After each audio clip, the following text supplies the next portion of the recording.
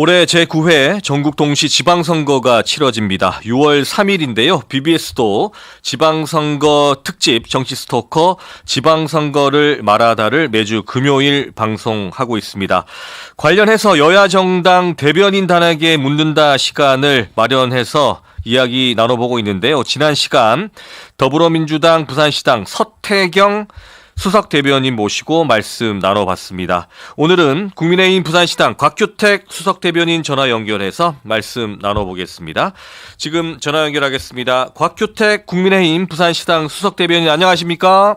네, 안녕하십니까. 곽규택입니다. 네, 원내 수석 대변인의 시당 수석 대변인 그리고 법사위원으로서 너무 바쁘신데 예. 네, 선거도 다가오니 더 정신이 없겠습니다. 어떻습니까? 예, 그렇습니다. 지금 중앙당의 또 법률자문위원장까지 맡고 있어가지고. 그렇죠. 지금 매일매일 여야 극한 대치 속에서 하루하루가 정말 전쟁 같은 날을 보내고 있는데요.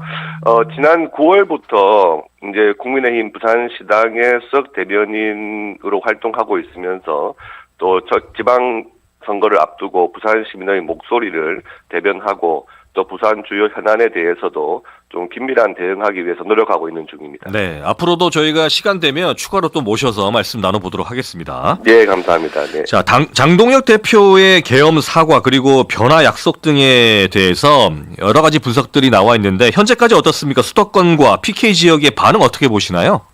예, 장동혁 대표가 이제 이기는 변화 또 새로운 시작이라는 슬로건을 내면서 이제 개혁안을 발표를 했는데요.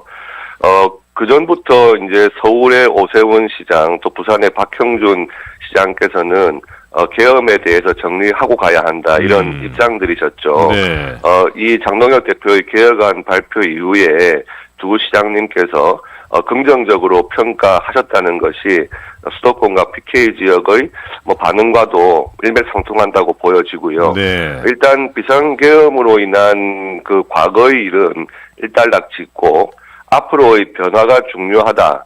이런 반응이 지금 수도권과 PK 지역의 반응이라고 보여지고요.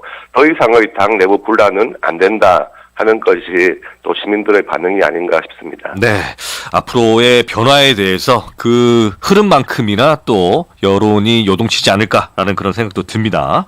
네네. 자, 법사위 이슈도 워낙 많아가지고요. 네네. 어떤 걸 질문드려야 될지 모르겠습니다. 의원님께서는 어떻습니까? 최근 어떤 부분에 좀 초점이 맞춰져 있습니까? 예, 지금 민주당에서는 이른바 2차 종합특검을 추진하고 있고요. 국민의힘과 또 야당 쪽에서는 전재수 전 장관과 통일교 사이의 금품 수수에 관한 특검, 또 김병기 강선우 국회의원의 공천 헌금과 관련된 네. 비리 의혹에 대한 특검, 이런 지금 특검 이슈들이 계속해서 나오고 있는 상황인데요.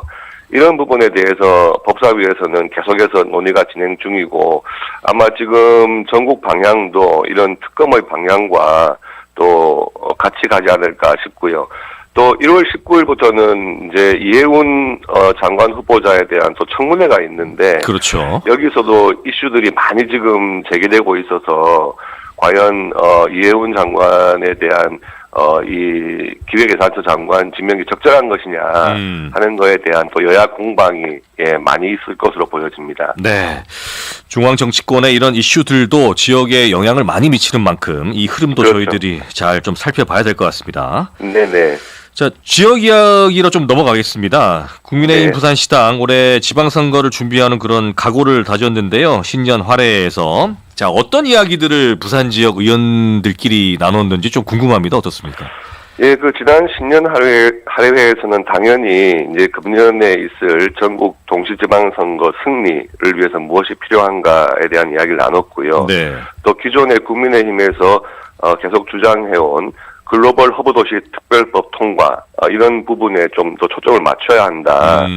그리고 지역의 청년 일자리 확대, 또 지역 균형 발전, 또 새롭게 부산을 또 이끌어갈 신성장 산업으로 어떤 산업을 또 키워야 할 것인지 이런 경제에 관련된 이야기도 많이 나눴습니다. 네. 최근에 지방선거 총괄기획단이 경선룰 당심 반영 비율을 50%에서 70%로 높이는 방안을 권고를 했습니다. 그렇습니다. 네, 이 지역과 대상에 따라서 조정이 될 수도 있다고 하는데 이 부산은 어떤지 궁금합니다. 조정 가능성이 있습니까?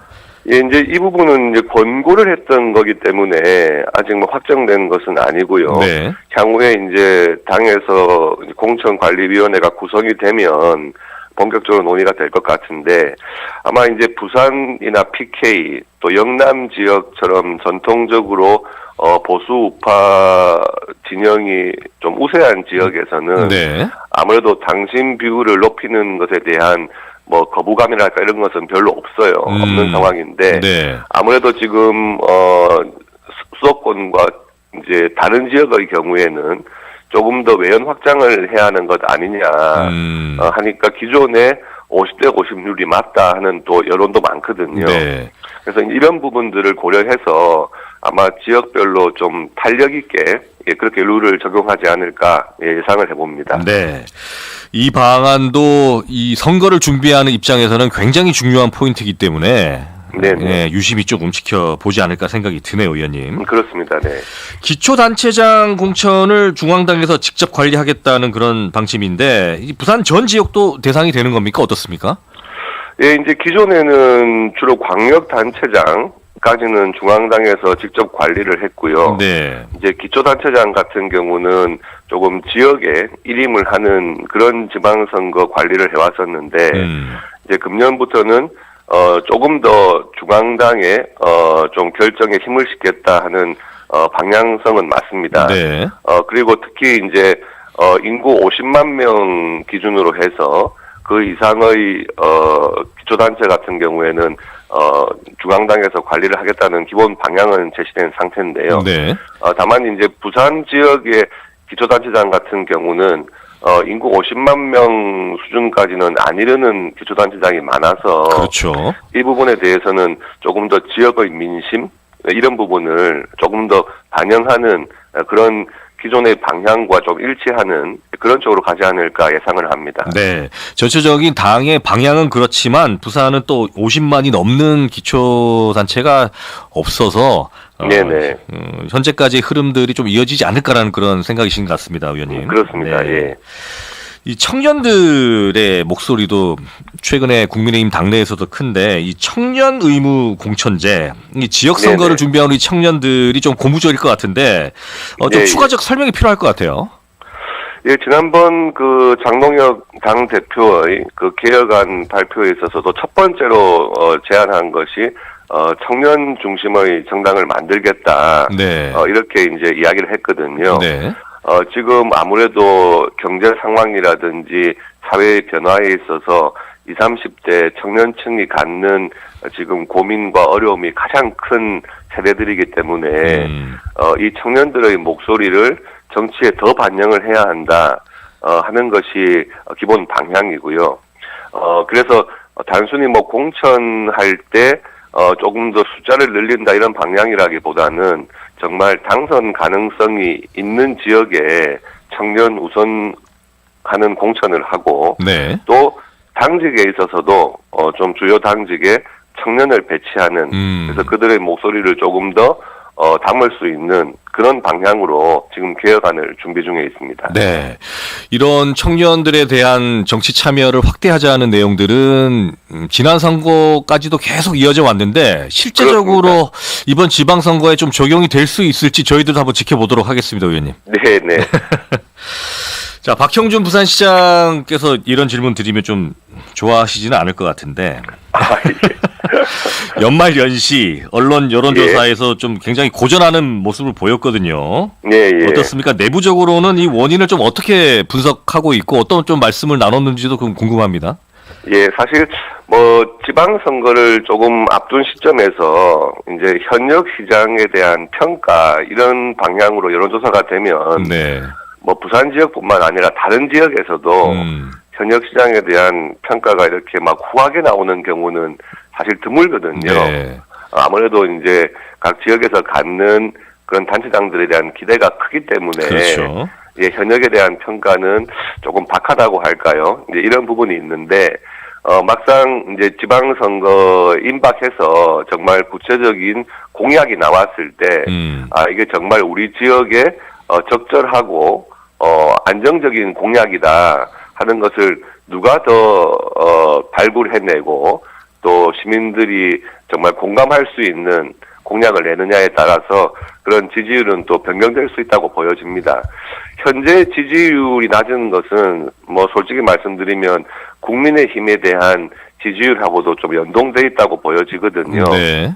그러니까 앞으로 국민의힘이 좀 더 변화하고 또 부산 영남 지역의 어떤 시민들의 삶에 좀 공감할 수 있는 공약을 적극적으로 제안을 한다면 이런 지지율 변화는 또 가능하다고 보여지고요. 또 그런 방향으로 노력하도록 하겠습니다. 네.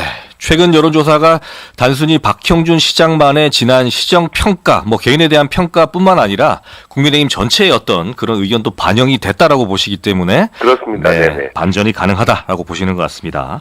예. 자, 해수부 이전이라든지 북극 항로, 해운 대기업 이전 이런 지역 현안 이슈들을 이재명 정부가 들어서서 계속해서 좀 이끌어 가고 있는데, 네네. 이 국민의힘은 좀 여기서 좀 끌려가는 상황인 것 같거든요. 예. 사실 이 부분은 이렇습니다. 네.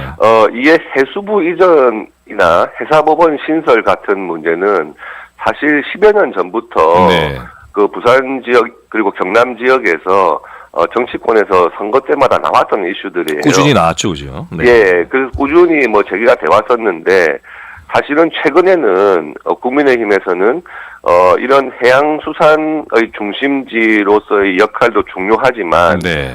산업은행 부산 이전이라든지 또 글로벌 허브도시 특별법 추진을 통해서 이제는 금융과 물류의 중심으로 도약을 해야 된다 하는 거에 조금 더 초점을 맞춰왔거든요. 네. 그런데 사실 민주당 정부가 들어서면서 이제 해양수산 쪽에 그러니까 해수부 이전 같은 것을 조금 더 가시화를 하면서 지금 이제 시민들께서는 조금 착시 현상을 저는 겪고 있다고 보여지는데요. 네.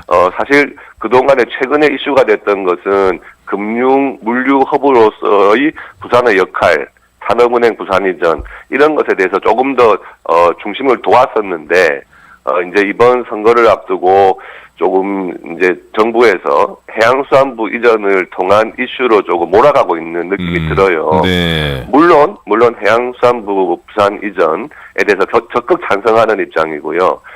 다만 그것에 더해서 그동안 부산 시민들이 염원해온 산업은행 부산 이전을 통한 좀 금융 허브로서의 새로운 도약, 네. 또 가덕도 신공항을 신속하게 좀 추진해서 정말 물류 중심지로 역할을 해야 한다. 이런 부분에 국민의힘에서는 조금 더 강한 주장을 통해서 또 지방선거에서 우리 민심을 또 얻어가는 그런 역할을 할 예정입니다. 네. 연계해서 그러면 산업은행 부산 이전이라든지 글로벌 허브 도시 특별법은 계속해서 추진해 나가겠다. 그런 의지이신 것 같네요. 그렇죠? 그렇습니다. 그리고 해양수산부의 단순한 이전에 더해서 사실 해양산업 집적화 등 좀 실질적인 요소들이 이번에 특별법에서 조금 제외된 측면이 있어요. 네. 그래서 이런 부분에 대해서는 저도 법안을 냈었는데 그런 부분이 조금 반영이 안 된 부분이 있어서 그런 부분들을 조금 더 앞으로도 해양산업의 추가적인 부산 경남 지역 유치 이런 부분에 조금 더 초점을 맞추도록 하겠습니다. 알겠습니다. 저희들 선거 과정에서 곽규택 수석 대변인 언제든지 모시고 관련 이야기들을 나눠볼 테니까요. 오늘 말씀은 여기서 줄이도록 하겠습니다. 고맙습니다. 네네. 바쁘신데. 예, 감사합니다. 네, 지금까지 곽규택 국민의힘 부산시당 수석 대변인이었습니다.